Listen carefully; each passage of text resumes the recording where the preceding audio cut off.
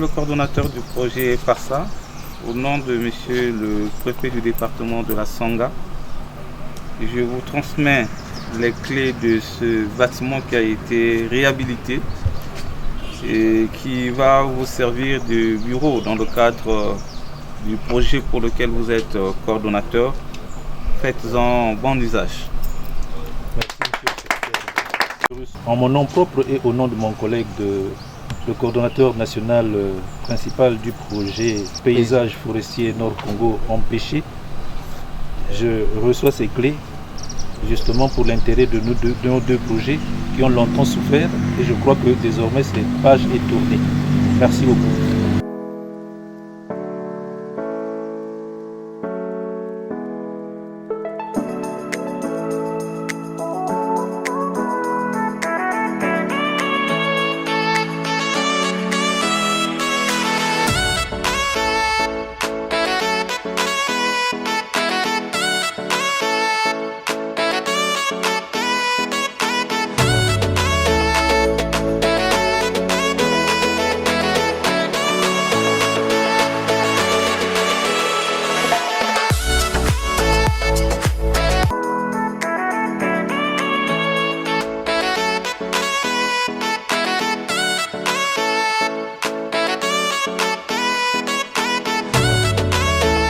C'est un sentiment à la fois de fierté et surtout de satisfaction parce que vous savez que les deux projets que nous venons de citer, c'est-à-dire que le PARSA et le PPFNC sont des projets financés par l'Agence française de développement et les deux projets évoluent ensemble et quand au lancement les deux projets étaient en colocation avec African Park, nous pouvons nous dire que ce bâtiment qui était d'abord abandonné, qui est un bâtiment administratif, aujourd'hui avec cette réhabilitation, nous comprenons tous que c'est un nouveau cycle de vie qui commence même pour ce bâtiment et désormais les deux projets peuvent travailler sans entrave.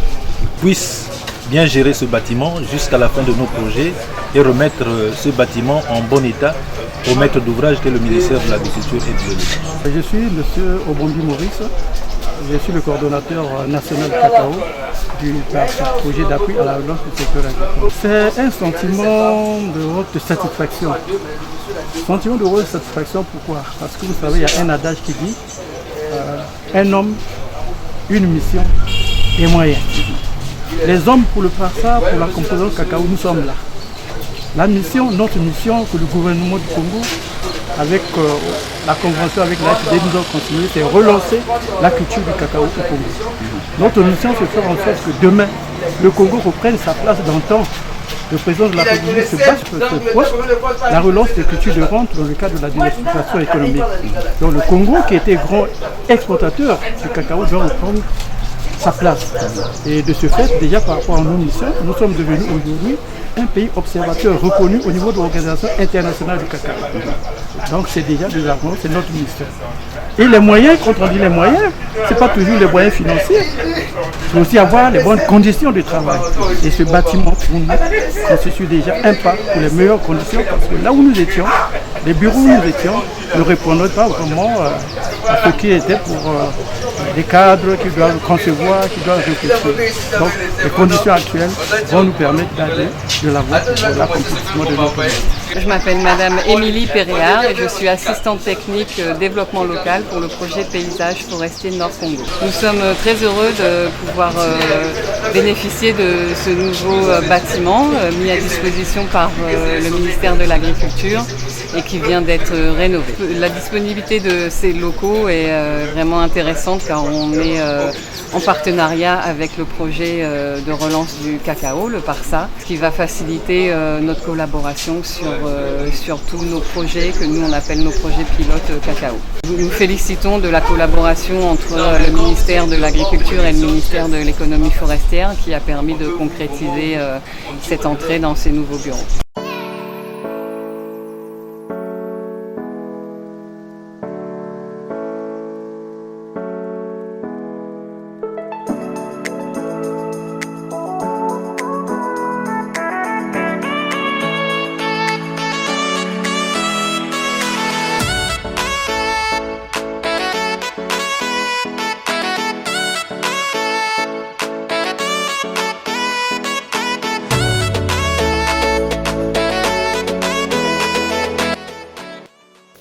ce qui concerne la composante cacao,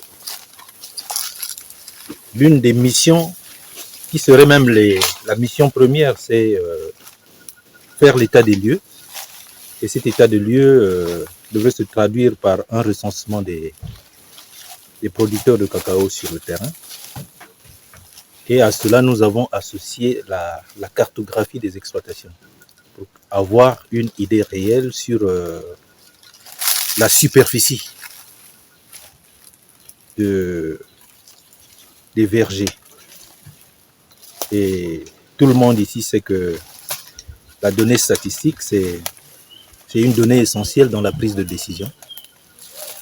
Et donc, c'est pour ça que le PARSA s'est attelé à accomplir cette tâche. Et maintenant que nous sommes arrivés au terme presque de ce recensement, nous avons eu besoin justement que cette base de données soit gérée, parce que le PARSA va prendre fin, mais un outil de décision, il y a des organes ou des organismes appropriés justement pour essayer d'assurer la continuité et de loger cette base de données. Et donc, raison pour laquelle nous sommes ici, pour faire une simulation à la fois sur la méthodologie qui a permis à faire le recensement et aussi une simulation sur la cartographie.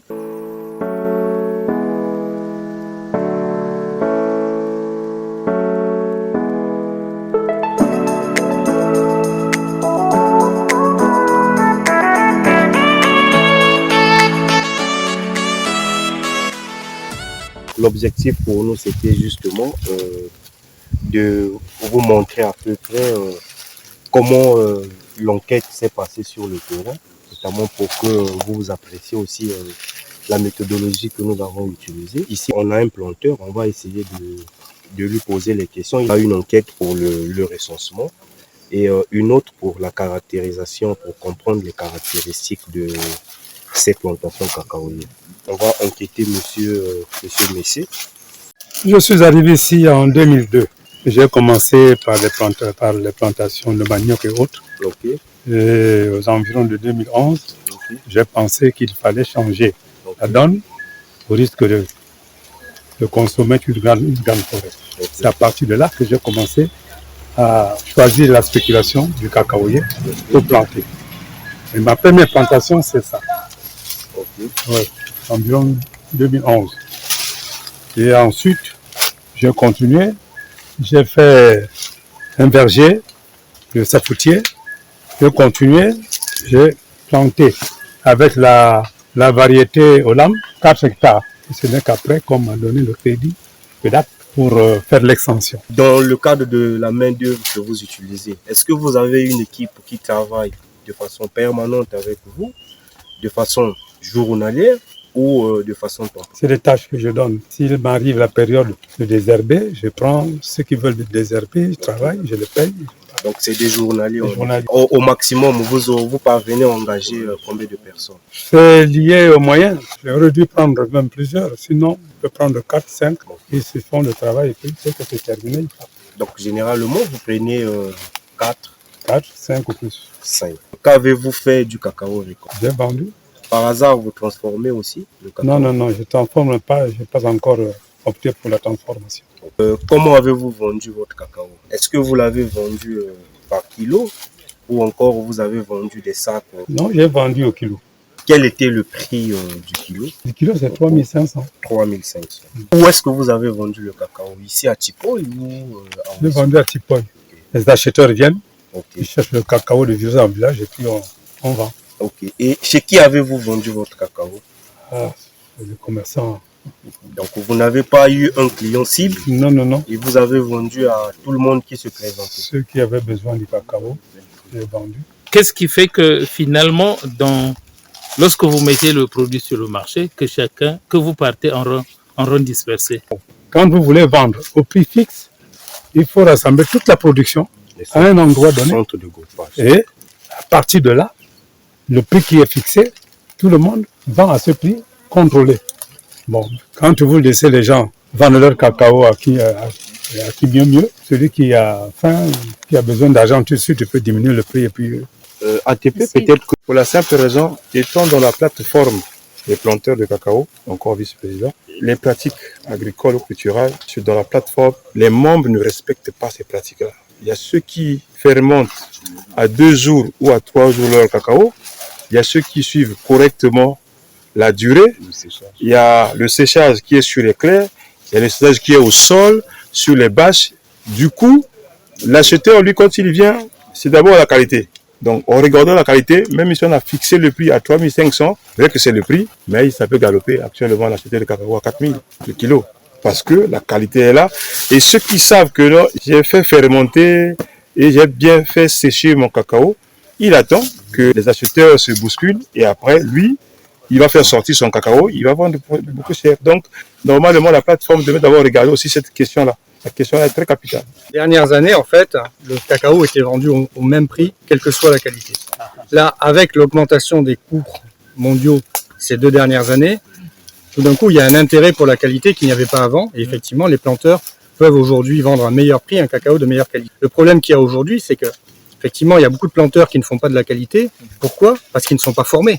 Parce qu'ils ne maîtrisent pas les techniques pour une bonne transformation du cacao post-récolte. Et c'est là où il y a un des enjeux majeurs au niveau de la filière. C'est arriver effectivement à produire un cacao de meilleure qualité. Et ça, c'est simplement l'application de bonnes pratiques. Ça ne demande même pas d'investissement lourd. Simplement, c'est faire correctement les différentes étapes de transformation du cacao après la récolte. Donc là, il y a un enjeu. Et cet enjeu, il passe avant tout par la formation.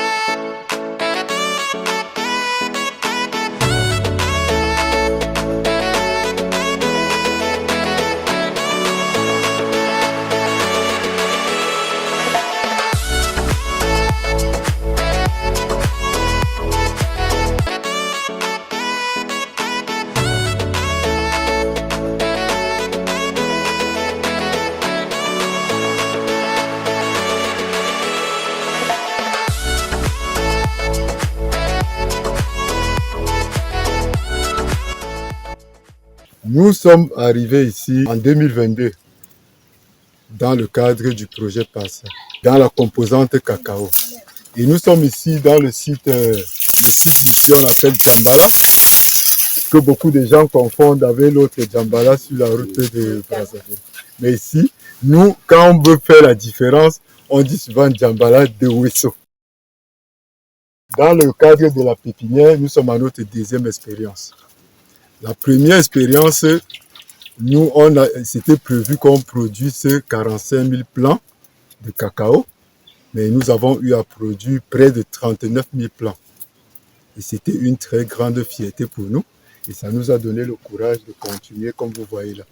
Mais cette fois-ci, vous ne voyez pas assez de plants ici parce que, avec les difficultés que nous rencontrons sur le terrain, ici, nous sommes à la pépinière centrale et nous avons des pépinières satellites dans les différents coins et en fonction des zones, parce que vous voyez, tout autour de nous, là, il y a beaucoup de marécages et les plantations sont à l'intérieur. Et c'est comme ça, dans notre groupement de Djambala, nous avons une série d'à peu près une dizaine de pépinières satellites. Ce qui fait que c'est un peu le travail que nous sommes en train de faire. Et avec l'appui du PASSA, les choses avancent. Et ici à Djambala, nous appuyons le groupement dans la mise en place de la pépinière et du réaménagement des vieilles plantations. C'est un peu cette relation que nous avons entre le PASSA. Donc, pour le PASSA, nous sommes un peu comme le bras technique sur le terrain. Et notre objectif ici, c'était de mettre les différents acteurs qui font dans la filière cacao de la zone ensemble et créer un groupement. Et nous pouvons dire que pour le moment, les objectifs qui nous avaient été alloués, on est en train d'aller vers ces objectifs parce que nous avons déjà eu à créer le groupement avec l'appui de notre chef secteur agricole. Nous sommes toujours en train de monter, tourner, aller n'importe où pour essayer de voir, conseiller les planteurs pour que les choses avancent. C'est ce que nous sommes en train de faire. Tel que vous nous voyez, vraiment pour nous, ça nous donne la joie, tel que notre chef vient de parler. Et ça ne fait que 2 ans. Nous sommes au nombre de 32 dans notre groupement. Vu nos distances, vu nos dispositions, tout le monde ne peut pas venir travailler dans la pépinière. C'est pour ça que vous voyez que nous sommes un peu retirés parce qu'on a choisi, nous qui sommes un peu fixés sur le terrain. Et il y a d'autres qui sont à Wesso, il y a d'autres qui sont plus loin là-bas comme les Andars, à Zemouadja. On a dit, en voyant l'amour du travail, vous faites le travail. C'est pour ça que vous nous avez vu un peu comme ça. Mais notre chiffre rond, nous sommes à 32 pour ce groupement. C'était ça auparavant quand il y avait l'OCC. Mais on n'a pas compris que ça s'est passé. Mais on a vu qu'aujourd'hui, le Barça est venu nous relever. Et c'est là où on a vite compris que non. C'est ce qu'on était d'abord éduqués et on avait vu ça avec nos pères. Mais un temps, il y avait un petit arrêt. Mais on a vu que non, on nous demande de faire le relais. Et on était en joie de faire le relais.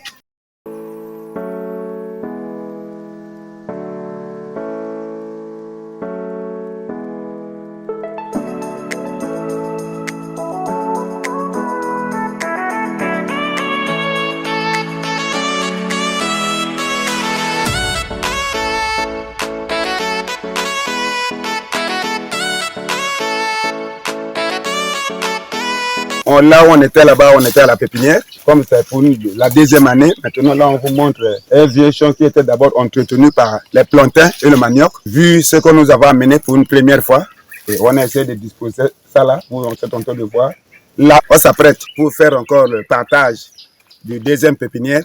Pour qu'on remplace, il y a peut-être ceux qui sont morts, on va les remplacer dans nos champs. Parce que nous sommes déjà disponibles pour faire ce travail. Parce qu'on a accepté ce que le passé nous a envoyé et on a compris que non, demain c'est pas pour nous, mais nos enfants resteront bien. Le chef de secteur agricole de la commune de Wesso, mon rôle c'est accompagner les projets dans l'application de leurs activités. Et accompagner sur le groupement et l'ACV, l'ONG, dans l'aboutissement de leurs activités sur le terrain, l'obtention des pièces additives. Étant donné dessus l'œuvre de l'État, je dois les aider comment ils peuvent obtenir des pièces comme les statuts, les règlements intérieurs, les agréments. Les gens pensent que toutefois, on va leur apporter de l'argent.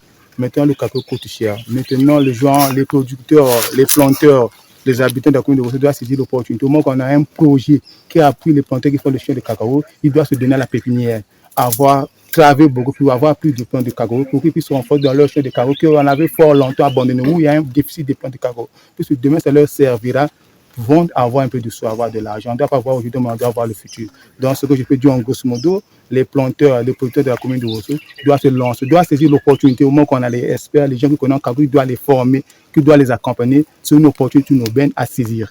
Les difficultés que nous avons rencontrées au début sont multiples.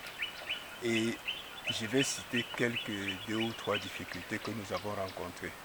Vous savez, depuis que cette zone agricole existe, le projet Passa, c'est le premier projet qui est entré ici à l'intérieur.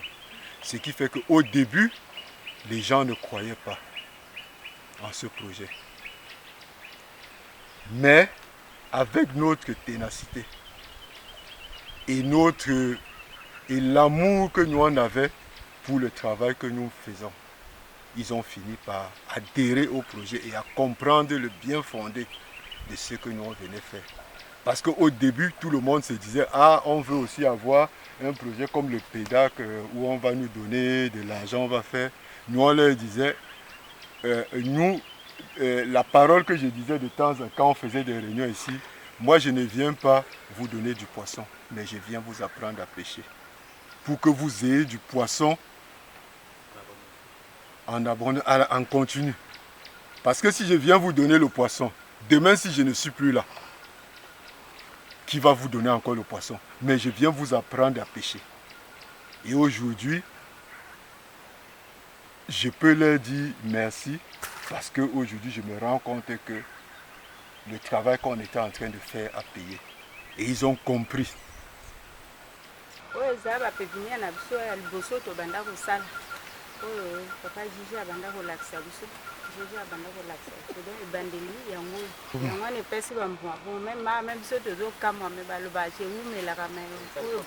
Une année, deuxième année, ça lui 2 fois c'est 2 jours. Taille, na entretien. Merci Mingina par ça. Ah déjà na salle déjà récolte. Moi quelques kilos na ngana doit 24 000. Et permettre ngana somba bakisi comme la tombée qui peut malade. Nous allons lobini na bimaki l'hôpital. Na remercie par ça parce que ceux qui étaient quand ça sont même bakisi c'était passé jinga à plat.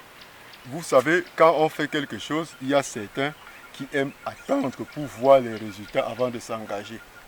Mais je puis vous dire que ceux qui sont restés, qui avaient une vision par rapport à ce qu'on faisait, nous, je peux aller, quand je peux aller me coucher, je dors tranquillement parce que je sais que eux, le projet ne peut pas mourir.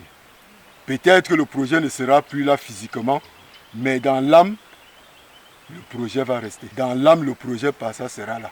Parce que la preuve en est qu'aujourd'hui, même dans Wesso, parfois je passe et quelqu'un qui m'appelle « Ah, délégué, le PASA c'est comment ?»« Ah, merci, parce que ce que le PASA avait fait pour nous là-bas, aujourd'hui, je vois comment les choses évoluent. » Et ça nous rend gain. On se rend compte qu'on a aidé. Peut-être quelqu'un a aidé à pouvoir subvenir aux besoins de sa famille dans le long terme.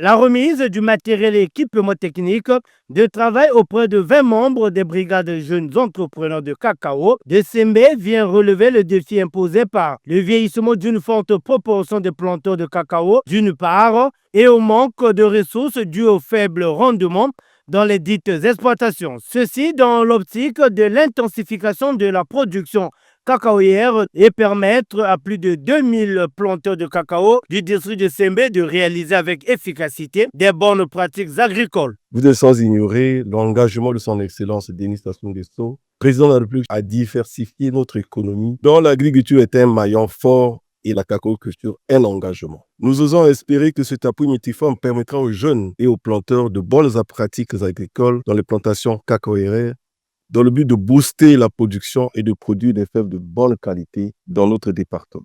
Mettant en avant la culture de cacao en République du Congo, le coordonnateur national du dit projet dégage ici l'intérêt et l'importance des brigades des jeunes entrepreneurs. Ce projet ambitionne une production cacaoyère compétitive et respectueuse de l'environnement au Nord Congo. L'intérêt, c'est également que, au travers de l'intervention des brigades, il y a diffusion des bonnes pratiques agricoles auprès des planteurs qui vont faire appel à ces brigades et leurs voisins.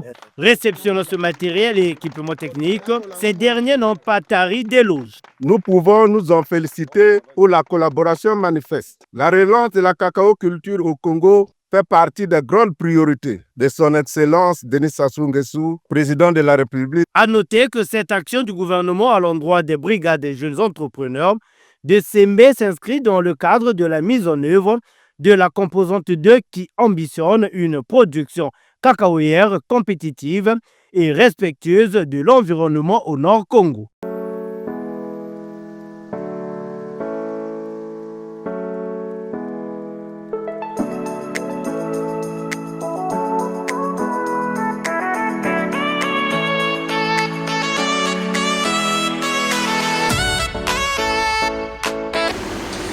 C'est pour moi un réel plaisir, en même temps un agréable devoir de procéder ce jour au nom de son Excellence M.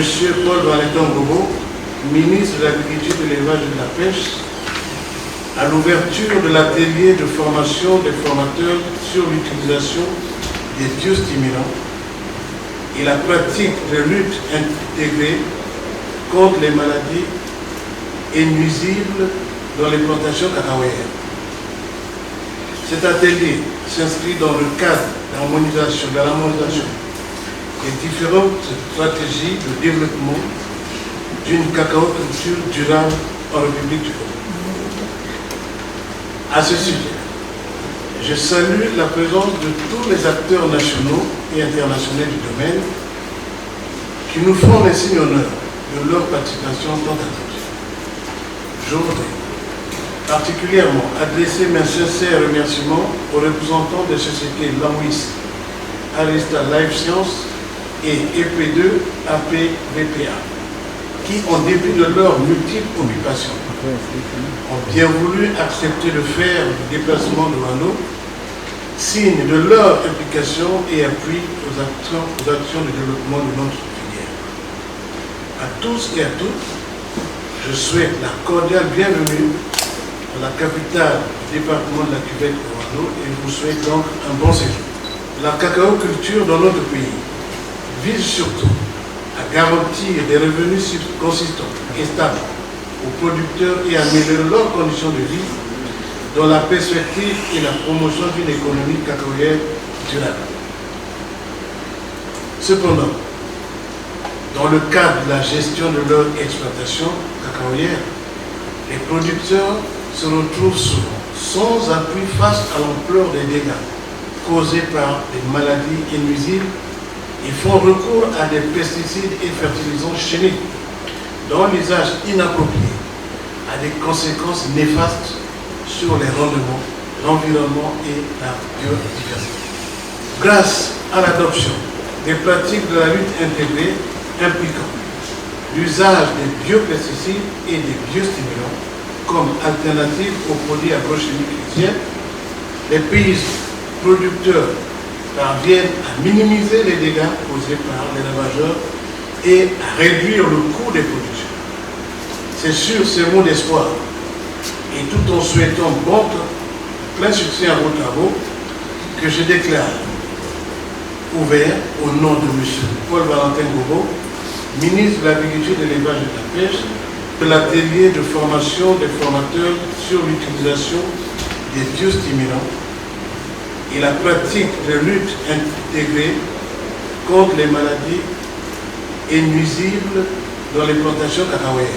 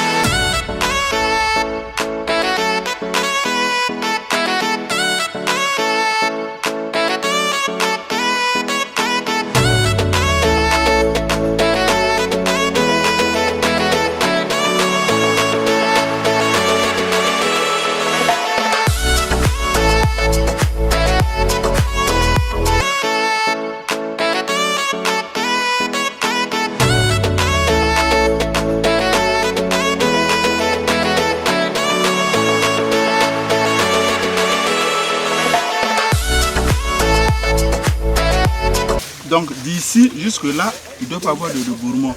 Si un gourmand apparaît, il faut l'enlever. Toujours. S'il est devenu très fort, à ce moment-là, tu fais recours à la machette, sinon à la scie, pour ne pas endommager le pied. Parce que les cabots, quand tu arraches la peau, l'écorce, c'est que tu as perdu beaucoup de cabots. Donc, ça c'est un gourmand. C'est un gourmand. On va enlever. Ça c'est un gourmand. Il fait ça avec la machette. On l'enlève. Oh, je vais l'enlever là. Il fait ça avec la machette. l'enlever tout à l'heure. Voilà. C'est un gourmand qu'on va enlever. Par rapport à la question que vous m'avez posée, vous voyez, lorsque vous regardez, ça a beaucoup produit, mais en bonne santé. Mais comme si ça n'a pas été traité, et les maladies arrivent. Donc à ce niveau, il faut faire un traitement phyto. C'est ça qui va permettre que non, tu ne puisses pas avoir des cabosses malades comme ça, avec des gales. Et je suis très réjoui de cette formation qui nous a pris pratiquement plus de 3 jours à Owando.